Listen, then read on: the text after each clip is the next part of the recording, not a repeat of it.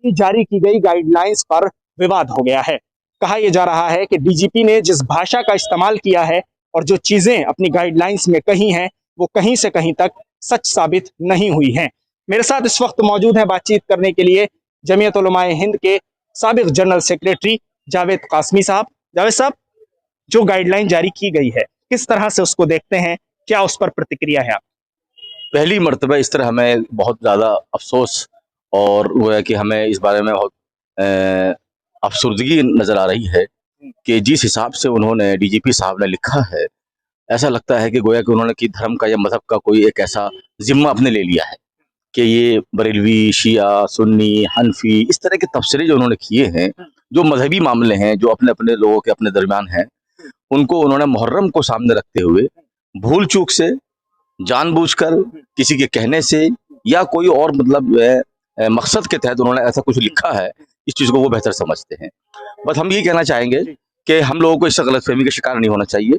हम लोग मुहर्रम का तक़द्दुस, माह मुहर्रम की अज़मत, माह मुहर्रम सैयदना इमाम हुसैन के हवाले से, माह मुहर्रम की फ़जीलत के हवाले से हम इसके हमेशा अमलदार रहे हैं और इंशाअल्लाह आगे भी हम लोग इस पर अमल करते रहेंगे। अच्छा, जैसे आप सुन्नी समुदाय से ताल्लुक़ रखते हैं और लोग शिया समुदाय के हैं, आप सभी लोग मुहर्रम मनाते भी हैं, साथ में बैठते हैं, मजलिसें होती हैं। मुझे ये बताइए कि जो बात कही गई है कि शिया तबर्रा करते हैं और फिर उसके बाद जो है वो सुन्नी अज़मत सहाबा बयान करते हैं, तो क्या आप लोगों में आपस में इस चीज़ को लेकर कोई विवाद है क्या?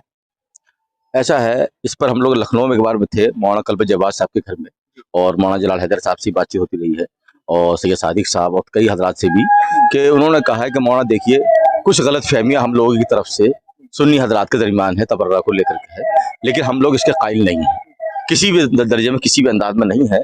तो हमें ऐसा नहीं करना चाहिए कि हमें उनकी बात पर शक करना चाहिए। जब मौलाना कल्ब जवाद साहब ने अपने घर पर हम लोग बैठे हुए थे और कई हज़रात उलमा वहाँ मौजूद थे, शिया उलमा, उन्होंने उस मौके पे कहा कि मौलाना साहब देखिए, कुछ किताबों में कुछ गलतफ़हमियाँ हुई हैं तबर्रा के हवाले से, कुछ लोगों की तरफ से नुकसान भी हुए हैं, दोनों के दरमियान में, दोनों की तरफ से कुछ कमी रही है, लेकिन हम लोग इस बात के मानने वाले नहीं हैं, कायल नहीं हैं। तो हमारे वो आज भारत के अंदर मौलाना कल्ब जवाद साहब, मौलाना जलाल हैदर साहब, मौलाना मोहसिन तक़वी साहब जैसी अज़मत हमारी अज़मत इनके दिलों में है, तो ऐसी शख्सियात मौजूद हैं, तो हमें क्या मतलब होता है कि हम इनकी बात पर शक करें? हमें यकीन है उनकी बात पर कि वो लोग ऐसा नहीं करते हैं। एक चीज़ और कासमी साहब, सवाल है आपसे कि एक चीज़ और कही गई है उसमें गाइडलाइन में, यौन उत्पीड़न के मामले, गौकशी का मामला और कई इस तरह के जानवर हैं जिनको आप लोग टारगेट भी करते हैं और उनको काटते भी हैं। तो ये किस हद तक सही है? क्या ऐसा कुछ आप लोगों के उन मुहर्रम के महीने में किया जाता है? आप लोग करते हैं कुछ ऐसा, या डीजीपी की बात को आप गलत साबित करते हैं? अब ये देखिए, इस बात से क्या है, पहले तो शिया सुन्नी के बीच में लड़ाई वाली बात उन्होंने की, फिर अब हिंदू मुसलमान वाली बात भी रखी है इन्होंने। ये बहुत ज़्यादा शर्मनाक, या तो प्लानिंग के साथ उन्होंने कैसा लिखा है, जबकि कोई ऐसा मैटर नहीं है। हमारे तमाम उलमा, शिया सुन्नी दोनों उलमा ने मना कर दिया है गौकशी, कि गाय के नाम पर कोई कुर्बानी नहीं। गाय के हवाले से हम लोग किसी भी एतबार से अपने बरादरान वतन, जो अपने हमारे इस मुल्क वतन के रहने वाले मजहब के लोग हैं, उनके दिल को ठेस ना पहुंचाई जाए, इसलिए हम लोग इस मामले को बिल्कुल नहीं करते हैं। ये उन्होंने गलतफहमी की बुनियाद पर या किसी के कहने पर या जानबूझकर उन्होंने ऐसा लिखा। ठीक है, तो मेरे साथ मौलाना साहब भी मौजूद हैं। कारी साहब, आप भी अहले सुन्नत मजहब से ताल्लुक़ रखते हैं, शियों के नज़दीक आप कैसा उन्हें मानते हैं? ख़ासतौर से मुहर्रम आप भी मनाते हैं, वो भी मनाते हैं, लेकिन एक बात यहाँ जो कही गई है, वो दोनों फ़िरक़ों को डिवाइड करने की बात कही जा रही है, ये साबित हुआ है, क्या कहते हैं?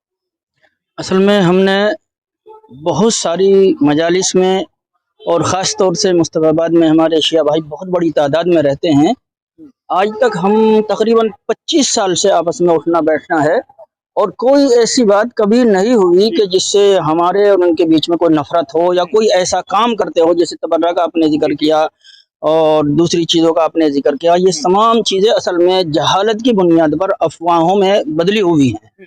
ऐसा कुछ नहीं कि तबर्रा जितनी जान पहचान हमारी है और उनमें हम मजालिस में गए और उनके पास बैठे ना, उन्होंने कभी तज़किरा किया, और अगर कभी हमने मालूम भी कर लिया या क्या ऐसा आपके यहाँ होता है, तो वो कहता है यार हम लोगों को क्यों बदनाम कर रहे हैं आप, ये उनका जवाब होता है। अच्छा, तो फिर जो डीजीपी की गाइडलाइन है उसको किस तरह से देखेंगे? उस गाइडलाइन में तो ये तमाम बातें साफ तौर पर कही जा रही हैं और एक ऐसे अधिकारी की गाइडलाइन जारी की गई है कि पुलिस अधिकारी जितने भी हैं वो सब उनकी बात को मानेंगे और ये तमाम चीजें उसमें कही गई हैं।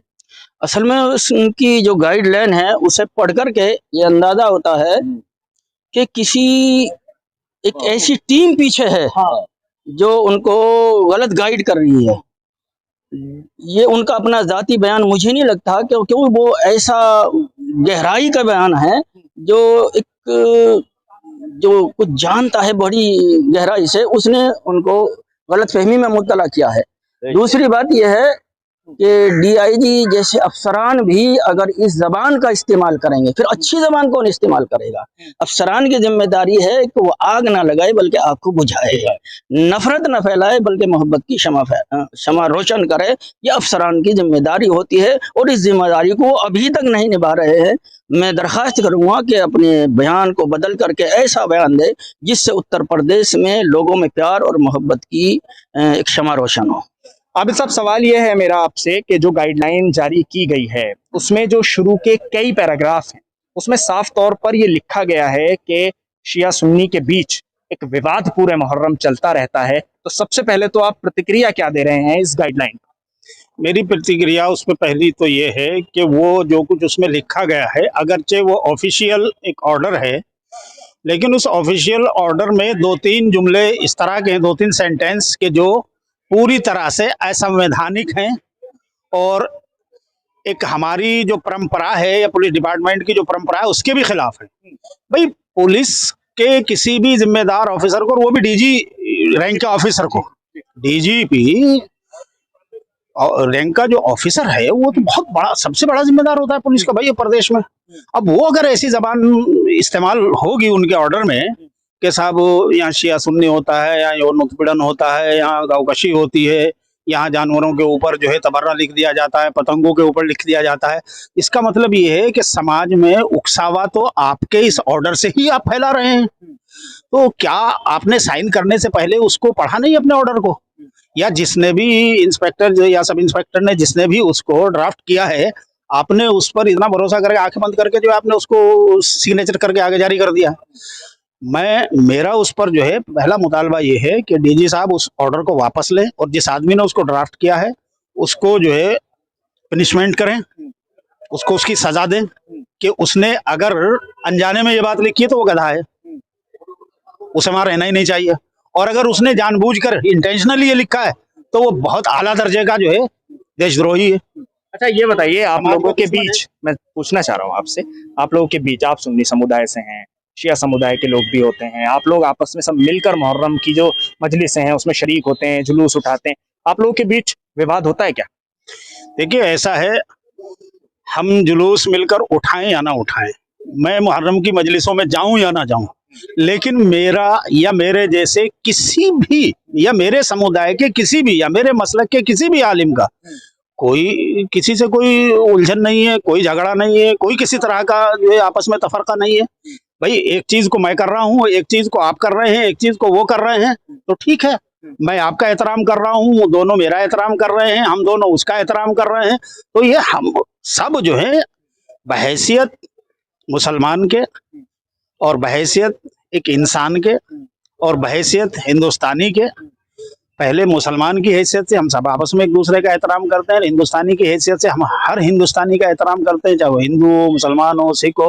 हमने देखा ना यार, आप अपने बचपने को देख लीजिए, बचपने या अभी को देख लीजिए, मेरे बचपने में रामलीला को देखने के लिए आप भी जाते थे और सब मुहर्रम की मजलिसों में हमसे ज्यादा जो है वो गैर मुस्लिम शरीक हुआ करते थे और अब भी होते हैं देखने के लिए, ताजियों में आप देख लीजिए।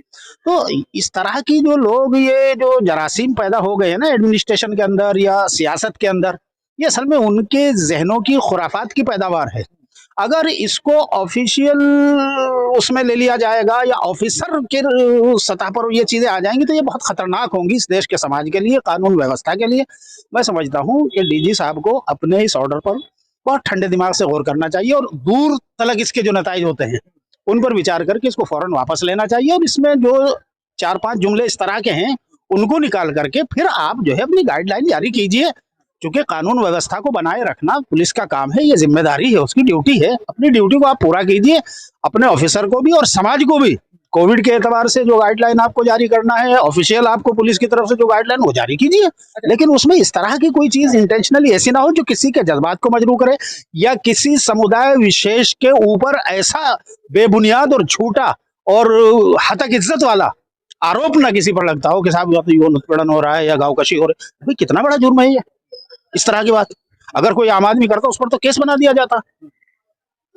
तो मैं समझता हूँ कि इसको वापस हो जाना चाहिए। लेकिन डीजीपी ने बयान जारी किया है अपना, उन्होंने कहा है कि ये रूटीन सर्कुलर है जो हमने जारी किया है, किसी की भावनाओं को आहत नहीं किया है हमने। लेकिन आप लोग कह रहे भावनाएं आहत हो रही हैं। मैं भी यही बात कह रहा हूँ कि वो रूटीन सर्कुलर है, रूटीन ऑर्डर है, वो हर साल जारी होता है। लेकिन उस रूटीन ऑर्डर के बीच में 4 सेंटेंस इस तरह के हैं जिससे न सिर्फ भावनाएं आहत होती हैं, बल्कि एक समुदाय विशेष पर एक ऐसा बेबुनियाद, झूठा और घटिया आरोप भी लग रहा है। यौन उत्पीड़न का आरोप क्यों, कौन होते हैं आप साहब लगाने वाले शिया समुदाय पर, उनकी मजलिसों पर? कौन होते हैं आप? क्या सबूत है आपके पास कि वहां पे यौन उत्पीड़न होता है? और फिर आप सफाई गाँवकशी कौन करता है, बताइए, सबूत दीजिए इसमें। अगर कहीं इक्का दुक्का कोई वाकयात होते हैं तो सिर्फ मुहर्रम पे होते हैं क्या? तो बगैर मुहर्रम के भी आप कितने केस पकड़ते हैं? तो जहां जो करते हैं उन मुजरिमों को सजा दे दीजिए। और अगर कहीं समाज में मुहर्रम के नाम पर भी 10, 20, 50 आदमी ऐसे हैं भी वाकईतन जमीन पर मौजूद के जो फसाद करते हैं, उन पर नजर रखे पुलिस और उनको उठा के जेल में डाल दे, किस्सा खत्म।